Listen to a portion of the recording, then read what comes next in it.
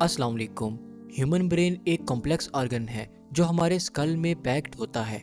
ये हमारे body functions को 5 सेंसेस यानी कि साइट, स्मेल, टच, टेस्ट और हियरिंग के थ्रू मिलने वाली इंफॉर्मेशन को प्रोसेस करके कंट्रोल करता है। ये बेसिकली इंफॉर्मेशन को इस तरह असेंबल करता है कि हम उसे आसानी से समझ जाएं। एवरेज एडल्ट ब्रेन का वेट तकरीबन 3 पाउंड्स तक होता है। ब्रेन और स्पाइनल कॉर्ड दोनों मिलकर हमारी बॉडी का सेंट्रल नर्वस सिस्टम यानी कि सीएनएस बनाते हैं। क्योंकि ब्रेन एक वाइटल बॉडी ऑर्गन है, इसलिए ये एक थिक प्रोटेक्टिव बोन यानी कि स्कल और मेनिंजेस में पैक्ड होता है। स्कल का काम ब्रेन को इंजरी से प्रोटेक्ट रखना होता है, जबकि मेनिंजेस 3 टिश्यू लेयर से मिलकर बनी होती हैं जो ब्रेन को एडिशनल प्रोटेक्शन प्रोवाइड करती हैं। आउटर मोस्ट लेयर को ड्यूरा मैटर कहते हैं और ये थिक और टफ होती है। ये लेयर थिक फाइब्रस टिश्यूज से बनी होती है। मिडल लेयर को एरेक्नॉइड कहते हैं और ये थिन और ट्रांसपेरेंट होती है। ये लेयर भी फाइब्रस टिश्यूज से बनी होती है। इनर मोस्ट लेयर को पिया मैटर कहते हैं और ये थिन और वेस्कुलर लेयर होती है जो ब्रेन सरफेस के साथ डायरेक्टली अटैच्ड होती है। एरेक्नॉइड और पिया मैटर के दरमियान खाली स्पेस में एक खास फ्लूइड होता है जिसे सेरिब्रोस्पाइनल फ्लूइड कहते हैं। इसके अलावा ब्रेन के डीपर पार्ट्स में मौजूद होलो कैविटीज में भी सेरिब्रोस्पाइनल फ्लूइड होता है। इन कैविटीज को वेंट्रिकल्स कहा जाता है। ब्रेन में टोटल 4 वेंट्रिकल्स होती हैं और इनमें मौजूद फ्लूइड ब्रेन और स्पाइनल कॉर्ड को इंजरी के वक्त कुशनिंग प्रोवाइड करता है। तो आइए अब ब्रेन की सेलुलर कंपोजिशन पर बात करते हैं। ब्रेन 2 तरह के सेल्स से बना होता है, जिनमें नर्व सेल्स जिन्हें न्यूरॉन्स भी कहा जाता है और ग्लिया सेल्स शामिल हैं। न्यूरॉन सेल्स इलेक्ट्रिकल और केमिकल सिग्नल्स की मदद से इंफॉर्मेशन ट्रांसफ़र करते हैं। ब्रेन में तकरीबन 100 बिलियन न्यूरॉन्स पाए जाते हैं, जबकि ग्लिया सेल्स न्यूरॉन्स को नरिशमेंट, प्रोटेक्शन और स्ट्रक्चरल सपोर्ट प्रोवाइड करते हैं। बॉडी में ग्लिया सेल्स की तादाद न्यूरॉन से तकरीबन 10 से 15 दफ़ा ज़्यादा होती है। अगर ब्रेन को 2 बराबर हिस्सों में तकसीम किया जाए तो ब्रेन में 2 मुख्तलिफ पोर्शंस नज़र आते हैं, जिन्हें ग्रे और वाइट मैटर कहते हैं। ग्रे मैटर ब्रेन की आउटर डार्कर पोर्शन को कहते हैं, जबकि वाइट मैटर ब्रेन के इनर लाइटर पोर्शन को कहते हैं। Grey matter neuron cell body से मिलकर बना होता है, जबकि वाइट मैटर माइलिनेटेड एक्सॉन से बना होता है। ये दोनों रीजन्स मुख्तलिफ रोल प्ले करते हैं। ग्रे मैटर का काम इंफॉर्मेशन को प्रोसेस करना और मीनिंगफुल बनाना होता है, जबकि वाइट मैटर का काम प्रोसेस्ड इंफॉर्मेशन को नर्व सिस्टम के बाकी हिस्सों तक ट्रांसफ़र करना होता है। अब हम ब्रेन के हर पार्ट को डिटेल में डिस्कस करेंगे। ब्रेन का वो पार्ट जो किसी खास वक्त में इंफॉर्मेशन को प्रोसेस करने का काम करता है, उसे ब्लड की ज़्यादा ज़रूरत होती है, और साइंस में एडवांसमेंट्स की वजह से हम ब्रेन के अंदर तक ब्लड वेसल्स को स्टडी कर सकते हैं, जिससे ब्रेन के हर पार्ट का फंक्शन मालूम करना इंतहाई आसान हो गया है। स्ट्रक्चर के हिसाब से ब्रेन के 3 अहम हिस्से होते हैं, जिनमें फोर ब्रेन, मिड ब्रेन और हाइंड ब्रेन शामिल हैं। हर पार्ट में मल्टीपल सब पार्ट्स पाए जाते हैं। फोर ब्रेन में जो स्ट्रक्चर्स पाए जाते हैं उनमें cerebrum, thalamus, pituitary gland, pineal gland, limbic system और अल्फैक्टरी बल्ब शामिल हैं। सेरिब्रम सेरिब्रम हमारे ब्रेन का सबसे बड़ा पोर्शन है और ये बड़े फंक्शंस परफॉर्म करता है, जैसा कि सोचना और एक्शन लेना वगैरह। सेरिब्रम को 2 हिस्सों में तकसीम किया जा सकता है, जिनमें राइट और लेफ्ट हेमिस्फेयर्स शामिल हैं। एक्सॉन्स का बंडल, जिसे कॉर्पस कैलोसम कहते हैं, ये दोनों हेमिस्फेयर्स को आपस में कनेक्ट करता है। हर हेमिस्फेयर बॉडी के ऑपोजिट पार्ट को कंट्रोल करता है। मसलन अगर ब्रेन के राइट साइड पर स्ट्रोक हो तो इससे हमारी लेफ्ट आर्म या लेग कमज़ोर या पैरालाइज हो सकती है। राइट हेमिस्फेयर को इंसान में क्रिएटिव साइड समझा जाता है, जबकि लेफ्ट हेमिस्फेयर को लॉजिकल साइड। आसान अल्फाज में left hemisphere speech, comprehension, arithmetic और राइटिंग को कंट्रोल करता है, जबकि right hemisphere creativity, special ability, artistic और म्यूजिकल स्किल्स को कंट्रोल करता है। सेरिब्रम के 2 रीजन्स होते हैं, जिनमें आउटर डार्कर रीजन को सेरिब्रल कॉर्टेक्स, जबकि इनर वाइटिश रीजन को सेरिब्रल मेड्यूला कहते हैं। कॉर्टेक्स सेरिब्रम के सरफेस को कॉर्टेक्स कहते हैं। ये हिल्स और वैलीज की तरह फोल्डेड अपीयरेंस में नजर आता है। न्यूरॉन सेल्स बॉडीज की वजह से कॉर्टेक्स का कलर ग्रे होता है। आप सेरिब्रल कॉर्टेक्स को ऑरेंज पील की तरह समझ सकते हैं। इमेजिन करें कि ग्रे मैटर ऑरेंज पील की तरह हो, तो इसके अंदर का पोर्शन मेड्यूला वाइट मैटर होगा। कॉर्टेक्स की कंप्लीट फोल्डिंग ब्रेन के सरफेस एरिया को इंक्रीज करती है, जिससे से ज़्यादा न्यूरॉन्स स्कल के अंदर फिट हो सकते हैं और ज़्यादा फंक्शंस परफॉर्म कर सकते हैं। कॉर्टेक्स के हर फोल्ड को जाइरस कहते हैं और हर फोल्ड के दरमियान ग्रूव यानी कि खाली जगह को सल्कस कहते हैं। कॉर्टेक्स में कुछ लार्जर ग्रूव्स भी पाए जाते हैं जिन्हें फिशर्स यानी कि होलो ओपनिंग कहते हैं।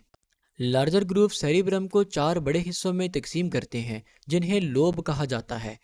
हर लोब एक खास फंक्शन परफॉर्म करता है। Frontal lobe. Frontal lobe brain का लार्जेस्ट लोब समझा जाता है और ये हेड के फ्रंट रीजन में पाया जाता है। ये पैराइटल लोब से सेंट्रल फिशर्स जबकि टेम्पोरल लोब से लेटरल फिशर्स के थ्रू अलग हुआ होता है। फंक्शंस के हिसाब से कॉर्टेक्स का फ्रंटल पार्ट तीन हिस्सों से तकसीम हुआ होता है जिनमें प्रीफ्रंटल कॉर्टेक्स, मोटर कॉर्टेक्स और ब्रोकास एरिया शामिल हैं। Prefrontal cortex. Prefrontal cortex frontal lobe के फ्रंट पर वाक़या होता है। ये पार्ट इंटेलेक्चुअल और इमोशनल इंफॉर्मेशन की प्रोसेस का काम करता है जिनमें एग्रेशन, डिसीजन मेकिंग और जजमेंट शामिल हैं। मसलन अगर आप कंजेस्टेड एरिया में ड्राइव कर रहे हैं तो आपको छोटे से वक्त में बहुत सी इंफॉर्मेशन प्रोसेस करनी होती है जिसके लिए प्रीफ्रंटल लोब को मुसलसल एक्टिव रहना पड़ता है ताकि आपको हर स्टेप पर जजमेंट में आसानी हो सके। मोटर कॉर्टेक्स फ्रंटल लोब का वो पोर्शन है जो प्रीफ्रंटल कॉर्टेक्स की बैक पर मौजूद होता है। मोटर कॉर्टेक्स का अहम फंक्शन बॉडी मूवमेंट को कंट्रोल करना होता है। मसलन अगर आप टेबल से बुक उठाने के लिए हाथ मूव करते हैं तो ये मोटर कॉर्टेक्स के सिग्नल्स होते हैं जो आपके आर्म मसल्स को इस तरह एक सीक्वेंस में मूव करते हैं कि बुक लिफ्टिंग आसान हो सके। ब्रोकास एरिया को मोटर स्पीच एरिया भी कहा जाता है। ये मोटर कॉर्टेक्स के करीब होता है और ये स्पीच प्रोडक्शन में इस्तेमाल होता है। ये एरिया स्पीकिंग के दौरान हमारे ब्रीथिंग पैटर्न्स और वोकल कॉर्ड्स को रेगुलेट करता है। आसान अल्फाज में हम कह सकते हैं कि frontal lobe voluntary movements, expressive language और हाई लेवल के एग्जीक्यूटिव फंक्शंस जैसा कि जजमेंट वगैरह को कंट्रोल करता है। पैराइटल लोब फ्रंटल लोब के बिल्कुल बैक पर मौजूद होता है और फ्रंटल लोब से सेंट्रल सल्कस के थ्रू अलग हुआ होता है। पैराइटल लोब को तीन रीजन्स में तकसीम किया जा सकता है जिनमें इनर मोस्ट पोर्शन को पोस्ट सेंट्रल जाइरस कहते हैं। फंक्शन के हिसाब से post central gyrus temperature, pain, vibration और फाइन टच के लिए सेंसरी रिसेप्टर से सिग्नल रिसीव करवाता है। इस तरह देखा जाए तो पोस्ट सेंट्रल जाइरस ज़्यादातर सेंसरी टाइप की इंफॉर्मेशन को प्रोसेस करने का काम करता है। जैसे कि जब हम किसी चीज़ को टच करते हैं तो ये इंप्रेशन पैदा होना कि ये गर्म है या ठंडा या फिर फ्लैट है या राउंड, तो ये सब पोस्ट सेंट्रल जाइरस से कंट्रोल होता है। इसके अलावा पैराइटल लोब के दो हिस्से हैं जिनमें सुपीरियर और इन्फीरियर पैराइटल लोब्यूल्स शामिल हैं। सुपीरियर लोब्यूल सेंसरी और मोटर न्यूरॉन्स में कनेक्शन का काम करता है। जैसा कि सेंसरी सिग्नल सुपीरियर लोब्यूल की मदद से मोटर फंक्शन को किसी खास डायरेक्शन में एक्टिवेट करते हैं, लाइक ड्रिंकिंग वाटर। इसके अलावा सुपीरियर लोब्यूल शेप्स को मैनिपुलेट करने और कॉम्प्लेक्स शेप्स को स्पेसिफिक पैटर्न्स में करने के लिए भी हेल्प करता है। इस एबिलिटी को स्पेशल रीजनिंग एबिलिटी कहते हैं। पैराइटल लोब का तीसरा पोर्शन इन्फीरियर पैराइटल लोब्यूल है जो मैथमेटिकल ऑपरेशन सॉल्व करने में हेल्प करता है, जैसा कि मंथली इन्वेस्टमेंट्स और बिजनेस में टर्नओवर्स के कैलकुलेशंस वगैरह, और इसके अलावा लैंग्वेज को समझने में भी हेल्प करता है। टेम्पोरल लोब ब्रेन की साइड्स पर मौजूद होता है और ये फ्रंटल लोब से लैटरल फिशर्स के थ्रू अलग हुआ होता है। टेम्पोरल लोब में cortical region auditory information, visual processing और मेमोरी वगैरह को कंट्रोल करता है।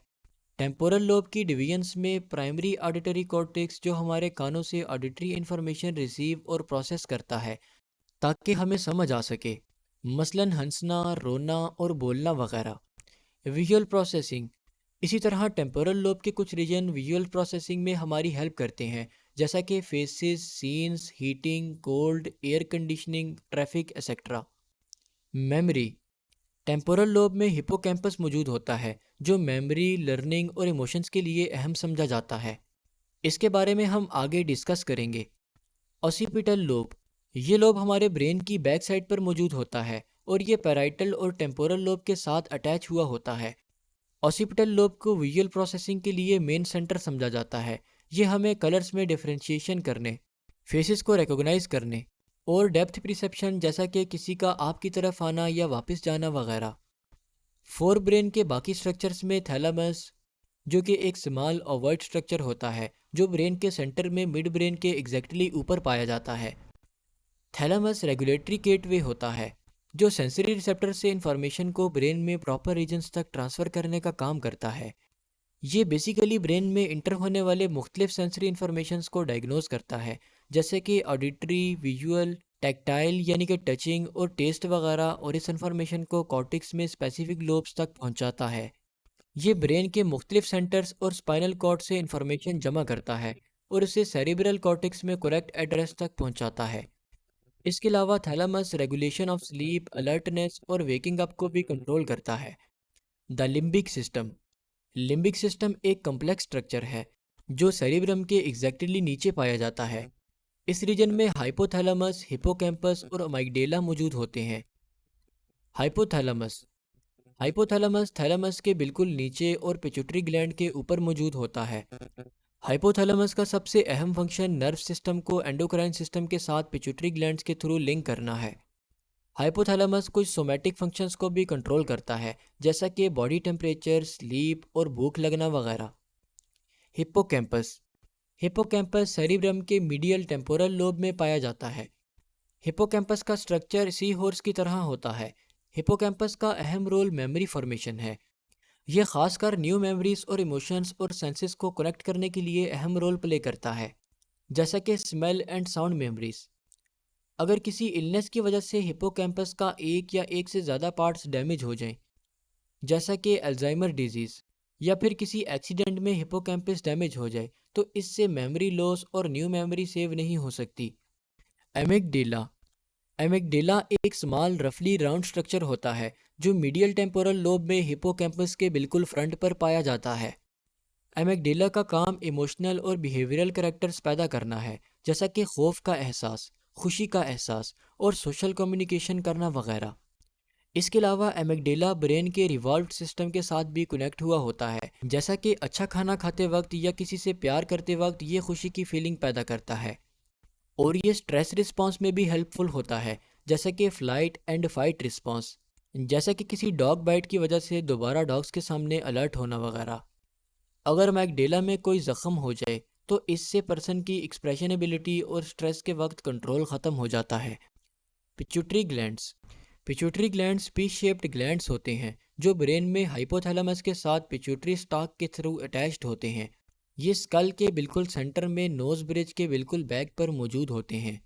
पिट्यूटरी ग्लैंड्स का मेन फंक्शन नर्व सिस्टम को एंडोक्राइन सिस्टम के साथ लिंक करना है। ये बहुत से हार्मोन्स रिलीज करते हैं जो ग्रोथ, मेटाबॉलिज्म, सेक्सुअल डेवलपमेंट और रिप्रोडक्टिव सिस्टम में अहम रोल अदा करते हैं। Olfactory bulb. Olfactory bulb frontal lobe की इंफीरियर बॉटम साइड पर मौजूद होते हैं। ऑल्फैक्टरी बल्ब नोज से ब्रेन की तरफ इंफॉर्मेशन डिलीवर करते हैं और इसीलिए ये प्रॉपर सेंस ऑफ स्मेल के लिए बहुत ज़रूरी है। Pineal glands. Pineal glands third ventricle के साथ अटैच्ड होते हैं। ये मेलाटोनिन सिक्रीट करते हैं और बॉडी की इंटरनल ग्रोथ और सर्केडियन रिदम्स को रेगुलेट करते हैं। अगर पीनियल ग्लैंड्स प्रॉपरली काम ना कर रहे हों तो हमारे स्लीपिंग पैटर्न्स डिस्टर्ब हो जाते हैं, जो इंसोम्निया की वजह बनते हैं। पीनियल ग्लैंड सेक्सुअल डेवलपमेंट में भी कुछ रोल अदा करते हैं। Mid brain. Mid brain cerebral cortex के नीचे और हाइंड ब्रेन के ऊपर ब्रेन के सेंटर में मौजूद होता है। मिड ब्रेन ब्रेन का स्मॉलेस्ट रीजन है। मिड ब्रेन हमारे विजुअल और ऑडिटरी सिस्टम के लिए रिले स्टेशन का काम करता है। क्रेनियल नर्व्स के 12 पेयर्स में से 2 pairs of nerves exactly mid brain से निकलती नजर आती हैं, जिनमें ऑक्यूलोमोटर और ट्रोक्लियर नर्व्स शामिल हैं जो आइज और आईलेट्स की मूवमेंट को कंट्रोल करती हैं। मिड ब्रेन के पार्ट्स में रेड न्यूक्लियस और सब्सटेंशिया निगरा बॉडी मूवमेंट को कंट्रोल करने का काम करते हैं और इनमें large number of dopamine producing neurons मौजूद होते हैं। और सब्सटेंशिया निगरा से निकलने वाली नर्व्स की डिजनरेशन पार्किंसंस डिजीज़ की वजह बनती हैं। Hind brain. हाइंड ब्रेन हमारे ब्रेन के 3 अहम रीजन्स में से एक रीजन है जो ब्रेन के लोअर बैक पार्ट में मौजूद होता है। हाइंड ब्रेन के 3 अहम पार्ट्स होते हैं जिनमें पोन्स, सेरिबेलम और मेड्यूला ऑब्लोंगेटा शामिल हैं। आपने यकीनन ब्रेन स्टेम के बारे में सुना होगा, जहां मिड ब्रेन, पोन्स और मेड्यूला आपस में ज्वाइन होते हैं। ये बेसिकली ब्रेन और स्पाइनल कॉर्ड के दरमियान इंफॉर्मेशन ट्रांसफ़र के लिए ब्रिज का काम करते हैं। सेरिबेलम। सेरिबेलम हाइंड ब्रेन का सबसे बड़ा पार्ट है। सेरिबेलम ब्रेन की बैक साइड पर ऑसिपिटल लोब के नीचे पाया जाता है। सेरिब्रल कॉर्टेक्स की तरह इसके भी 2 हेमिस्फीयर्स होते हैं। हर हेमिस्फीयर अपनी तरफ की हाफ साइड ऑफ बॉडी में मोटर एक्टिविटी को कंट्रोल करता है। सेरिबेलम बेसिकली मसल्स मूवमेंट को रेगुलेट और कोऑर्डिनेट करता है। पोस्चर और बैलेंस में हेल्प करता है। गॉड डायरेक्टेड और स्पॉन्टेनियस मूवमेंट को कोऑर्डिनेट करता है। और कुछ कॉग्निटिव फंक्शंस जैसा कि लैंग्वेज सीखना, बाइसाइकिल चलाना और म्यूज़िक बजाना वगैरह उनको कंट्रोल करता है। पोन्स पोन्स मेड्यूला और मिड ब्रेन के दरमियान पाया जाता है। देखने में पोन्स मेड्यूला का लार्ज सेक्शन लगता है, जबकि पोन्स ऑटोनोमिक नर्व सिस्टम में अहम रोल अदा करता है, जैसे कि ब्रीथिंग और डाइजेशन वगैरह। ये सेरिबेलम और सेरिब्रम के दरमियान मोटर इन्फॉर्मेशन के लिए रिलाई का काम करता है।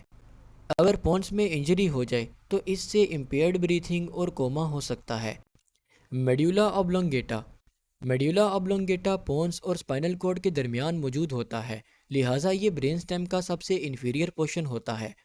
इसके फंक्शंस इनवॉलेंट्री होते हैं और हम मेड्यूला ऑब्लोंगेटा के बिना ज़िंदा नहीं रह सकते, क्योंकि ये कुछ इंपॉर्टेंट फंक्शंस कंट्रोल करता है, जैसा कि breathing, blood pressure, cardiac rhythms और स्वेलविंग वगैरह। ब्रेन स्टेम का पार्ट होने की वजह से मेड्यूला ब्रेन से स्पाइनल कॉर्ड की तरफ नर्व मैसेजेस की ट्रांसपोर्टेशन का काम भी करता है। जैसा कि हमने ब्रेन के स्ट्रक्चर के बारे में स्टडी किया, तो आइए देखते हैं कि इंफॉर्मेशन ब्रेन से बॉडी की तरफ कैसे ट्रांसमिट होती है। ब्रेन स्पाइनल कॉर्ड और क्रेनियल नर्व्स के 12 पेयर्स के थ्रू बॉडी के साथ हर वक्त कम्युनिकेशन में रहता है। Cranial nerves peripheral nervous system यानी कि पीएनएस का पार्ट हैं। क्रेनियल नर्व्स के 10 पेयर्स ब्रेन स्टेम से निकलकर hearing, eye movement, facial sensations, taste और स्वेलविंग और movement of face, neck, shoulders और टंग मसल्स को कंट्रोल करती है, जबकि स्मेल और विजन के लिए क्रेनियल नर्व्स सेरिब्रम से निकलती हैं। आखिर में आइए देखते हैं कि ब्रेन की प्रॉपर फंक्शनिंग के लिए ब्रेन को ब्लड सप्लाई कैसे होती है। ब्लड वेसल्स के दो सेट्स ब्रेन को ब्लड और ऑक्सीजन सप्लाई करते हैं, जिनमें वर्टिब्रल आर्टरीज और इंटरनल कैरोटिड आर्टरीज शामिल हैं, जबकि इंटरनल जैगुलर वेन्स को ब्रेन से हार्ट की तरफ ब्लड मूवमेंट के लिए अहम समझा जाता है। होप सो आज की इस वीडियो से आपको काफ़ी कुछ ज़रूर नया जानने को मिला होगा। मैं आपका होस्ट साद खान आपसे मिलूंगा किसी नई वीडियो में किसी नए टॉपिक के साथ। तब तक के लिए अल्लाह हाफिज़।